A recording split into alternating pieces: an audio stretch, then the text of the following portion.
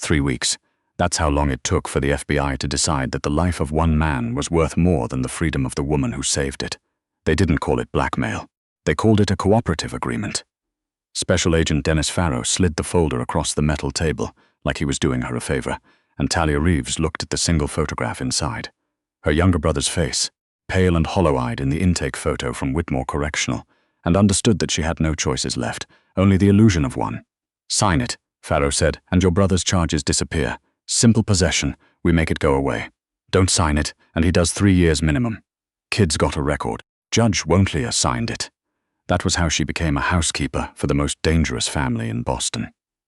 The Coretti estate sat on the edge of the harbor in a neighborhood where the streets had no sidewalks because nobody walked. You drove in, or you were carried in.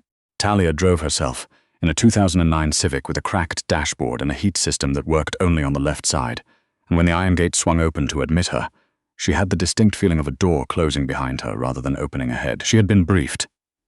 Vincent Coretti, the file said, 62 years old, patriarch of the Coretti organization, which the FBI's polished language described as a multi-generational criminal enterprise with interests in the Port of Boston, construction contracts, and labor unions. What the file didn't say, but what Talia understood from the weight of Farrow's voice when he spoke the name, was that Vincent Coretti had never been charged with anything, not once, in 40 years. Either he was very careful or very well connected, and the FBI was gambling that Talia Reeves, 28 years old, former home health aide, currently 6 weeks behind on rent, was going to be the thing that changed that. She was supposed to listen, report back, note who visited, what was discussed, anything that seemed relevant. "You're not a spy," Farrow had told her, which was exactly what a handler told someone who was a spy. The woman who opened the front door was not what Talia expected. She had expected a housekeeper, someone in a uniform, someone managing the staff. Instead, she found a woman in her mid-30s in pressed linen slacks and bare feet, holding a cup of coffee in one hand and a book in the other, looking at Talia the way you look at a package you ordered and forgot about. "You're the new aide," the woman said. It wasn't a question. "Talia Reeves. The agency sent. I know who sent you. I'm Nadia Coretti." She stepped back to let Talia inside. "My father-in-law is in the East Parlor. He's not having a good morning. He slept badly. The new medication makes him confused in the early hours, and he doesn't like to admit it, so if he says something that doesn't track, just..." She paused, looking for the right word. "Go with it. Don't correct him in front of people. He has pride." "Understood," Talia said. Nadia Coretti studied her for a moment longer than was comfortable.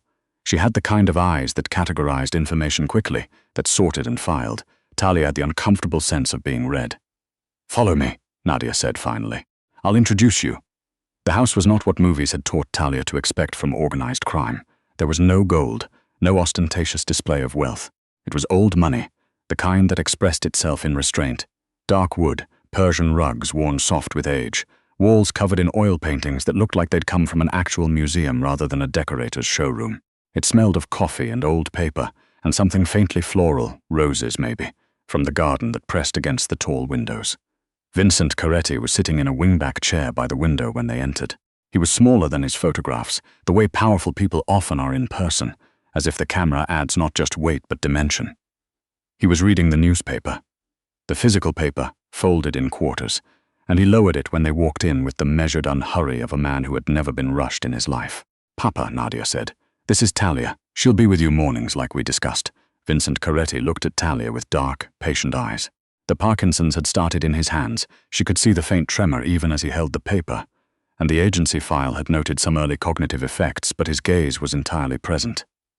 Sharp even, the kind of sharp that made the back of Talia's neck prickle. "You've worked with patients like me before," he said. Not a question either. This was a family that asked very few questions. "Yes, sir. Primarily neurological cases. Movement disorders, some dementia care." "My hands," he said, holding one out, and Talia watched the slight rhythmic tremor, "are getting ahead of me. My mind isn't there yet. I need someone who understands the difference." "I do," she said. He nodded once, as if that settled it, and went back to his newspaper. The weeks shaped themselves into a routine with the particular efficiency of routines that are built around someone else's needs. Talia arrived at 7. She helped Vincent with the morning exercises the neurologist had prescribed, a gentle series of movements designed to slow the progression of the tremor. She read to him when he asked. He preferred history, military history in particular, and she found herself genuinely absorbed in the narratives he chose, great battles turned on small decisions, entire empires lost to a night of bad weather. She managed his medications with a precision she had trained for, and she sat with him through the late mornings when the fatigue hit, and he didn't want to talk but didn't want to be alone. She didn't hear anything useful for the FBI. Not in the first week, not in the second. The house was quiet. Nadia came and went with the efficiency of someone running a small corporation. Staff moved through the rooms like tides. Occasionally men visited Vincent in the study. Talia would catch a glimpse, suits, careful posture. Voices dropped low, but she was never in earshot, and no one invited her to be. She reported this to Farrow in their scheduled calls. "Nothing yet," she said, and he said keep at it, with the patience of someone who had other sources, or the impatience of someone who didn't. What she didn't report was that she had started to like the old man. It happened by accident, the way most significant things do. 3 weeks in, she arrived to find Vincent not in the parlor but in the garden, standing at the edge of the rose beds in his pajamas at 6:45 in the morning, looking lost in a way that had nothing to do with geography. The medication fog, she recognized it immediately. He wasn't distressed. He was simply untethered, present in the body but not quite in the moment. She walked to him slowly, the way you approach something skittish, and stood beside him without speaking. Let him settle. Let the world around him resolve back into itself. After a while, he said, without turning to look at her, "Margaret planted these," his wife. Talia knew from the file that Margaret Coretti had died 11 years ago. "They're beautiful," Talia said. She used to say roses were the only honest flower. Everything beautiful has thorns. Everything worth having draws blood. He looked down at his hands. The tremor was worse in the cold morning air. "I think about her more when the medicine makes me foggy. Strange, isn't it? Like my brain decides to go where it's happiest when it can't hold on to the present." Talia didn't say anything. Sometimes silence was the most careful thing. "My son thinks I should move to a smaller house," Vincent said. "Easier to manage, safer." He looked up at the roses. "But the roses are here."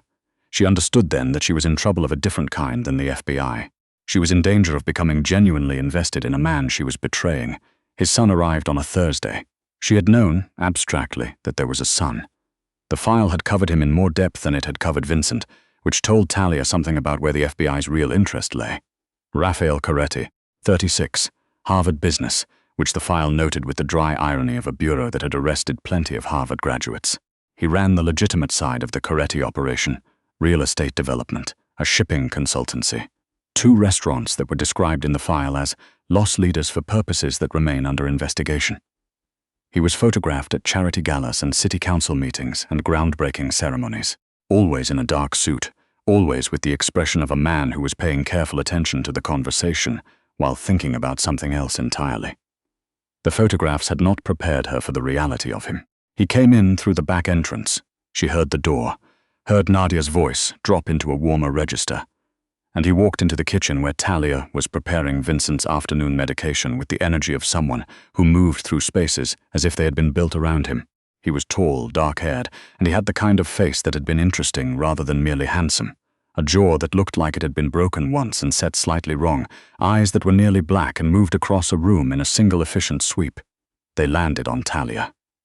"You're the new aide," he said, she said, and extended her hand, because she was not going to be made to feel small by a man in an expensive suit in his own kitchen, no matter what her file said about him. He shook it. His hand was warm and the grip was brief and firm and unsentimental. "Raphael Coretti. How is he? Your father is doing well. The morning exercises are helping. He's been sleeping better the past week." Something shifted in his face. Not dramatically, this was a man who did not do dramatic, but she saw it, relief, carefully managed. "Good," he said. "Thank you." He poured a glass of water from the tap, not filtered, not sparkling, just tap water, which for some reason she noted, and went to find his father. She told herself it meant nothing. It was information about a target. That was all. She was in the house the night the envelope arrived. It was late October, a Thursday evening, and she had stayed past her usual hours because Vincent had had a difficult afternoon. A sudden drop in blood pressure had frightened Nadia, and Talia had talked them through it with the calm authority of someone who had handled worse, and by the time Vincent was settled and resting, and his color had returned, it was past 7 and dark outside. She was in the hallway pulling on her coat when Raphael came through the front door. He was carrying a manila envelope and his expression was doing nothing at all, which she had come to understand was how his face looked when it was doing a great deal. He stopped when he saw her. "You're still here," he said. "Your father had a rough afternoon. He's resting now. He's fine." He exhaled, not quite a sigh, not quite relief, something between the two. "What happened?" she told him. blood pressure, the sequence of symptoms, what she'd done, what to watch for tonight. He listened without interrupting, and when she finished, he was quiet for a moment in the particular way of someone processing rather than pausing. "You handled it well," he said. "It's my job. People do their jobs badly all the time," he said. "It still means something when they don't." She didn't know what to say to that, so she said nothing. He was looking at her with an expression she couldn't quite sort, not suspicious, not warm, not the polite blankness of a man managing a household employee. It was the same look she'd gotten from Nadia on her first day, that sense of being filed away somewhere. "Go home," he said. "Get some sleep." And he paused, and something in the pause felt deliberate. "Thank you for staying." She walked out into the cold October air and sat in her car for 3 minutes before she could make herself start the engine. The call from Farrow came the next morning. "We need more," he said. "We're 3 months from the grand jury, and what you've given us is domestic logistics. I need something on the shipping contracts. I need names. I need to know who's meeting with the old man. I don't have access to those conversations." "Then get access. How exactly do you suggest I?" "You're resourceful, Ms. Reeves.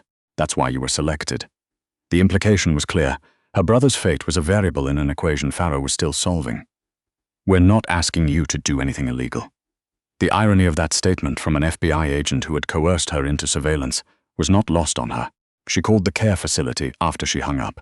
Her brother Owen, 23, 2 years into what was supposed to be a 2-year program at a halfway house in Worcester that cost more per month than Talia made in 6 weeks, was doing well, the counselor said, making progress. He'd started a GED class. He'd been asking about Talia.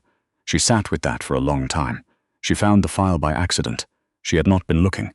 That was the truth, and it mattered to her in a way she couldn't fully articulate. She was not actively searching. She was not rifling through drawers or photographing documents.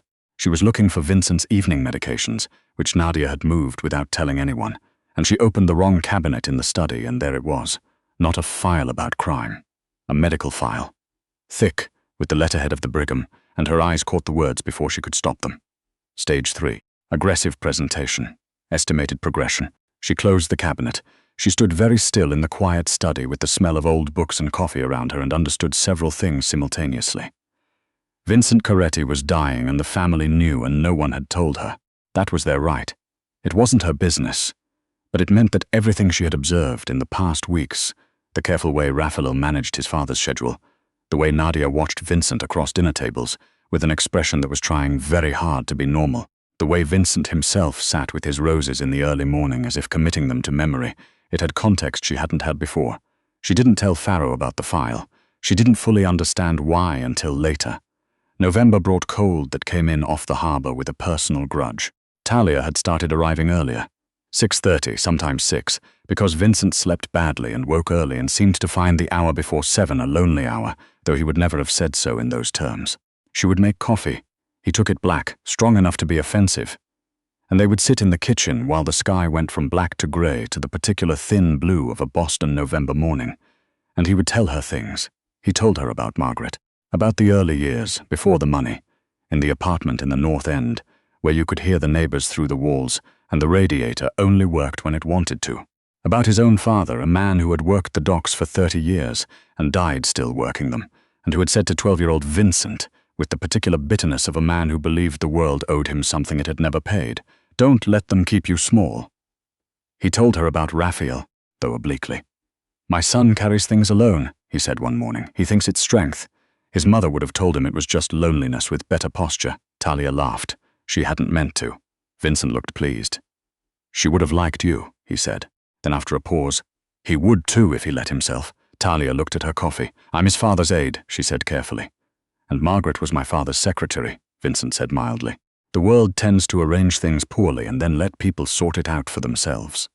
She was in the kitchen on a Thursday in December. It was always Thursday, she thought later. All the significant moments seemed to come on Thursdays, when she heard raised voices from the study. Not shouting.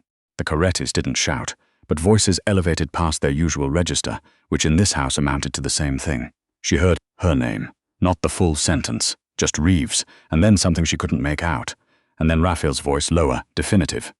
She told herself she hadn't heard it. She focused on Vincent's afternoon medications, arranged them in the correct order, wrote the time on the notepad by the sink. 15 minutes later, Raphael came into the kitchen. He poured himself a glass of tap water, always tap water, and stood with his back to her for a moment. Talia, he said, Mr. Coretti. He turned around. His expression was doing nothing again, which meant everything. There's something I need to ask you, and I need you to answer me honestly. She kept her hands still. Of course. Are you working with law enforcement? The silence in the kitchen lasted exactly 2 seconds. She counted them, the way you count seconds when you're waiting for something to hurt. She could lie. She was technically supposed to lie. That was the entire structure of what Farrow had built.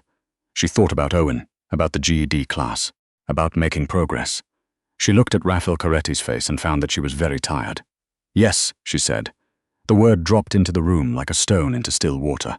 Raphael didn't move. He didn't reach for anything. He didn't change his expression. He just looked at her with those dark, careful eyes and let the silence stretch. Yes. Voluntary? She met his eyes. No. Another silence, longer this time. He set down the glass. What do they have on you? And his voice was not gentle exactly, but absent of the thing she had been bracing for. Anger. Cold fury. The hard machine of consequences. Instead, it was something that sounded almost like the voice he used when he asked about his father's blood pressure. My brother, she said. Possession charges. They said they'd make them go away if I... She stopped. I haven't given them anything significant. I want you to know that. I've told them your father is doing well, and that men visit the study sometimes. That's all. I couldn't. She stopped again.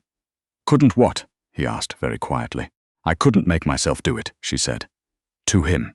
I know about the illness. I know how much time he has.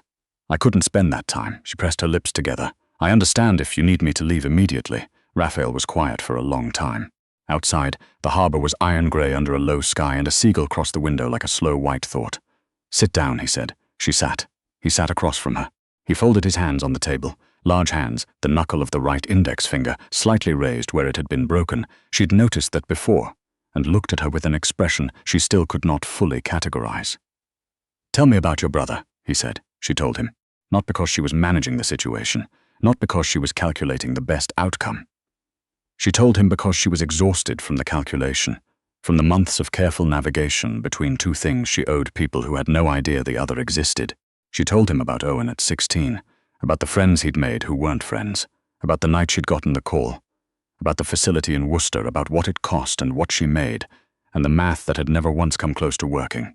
Raphael listened. He didn't interrupt. He didn't make the face people sometimes made when you explained your circumstances, the face that sorted you into a category and filed you there. When she finished, he said, How much does the facility cost a month? She told him. He was quiet for a moment. Then, I'm going to call my attorney. He's going to look at your brother's charges. If there's a way to resolve them through proper channels, we'll do that. He paused, independently of anything else. That's not a bargain. I'm not buying your silence or your loyalty. I'm just. He looked at his hands. It isn't right, what they did to you. Using someone's family as leverage.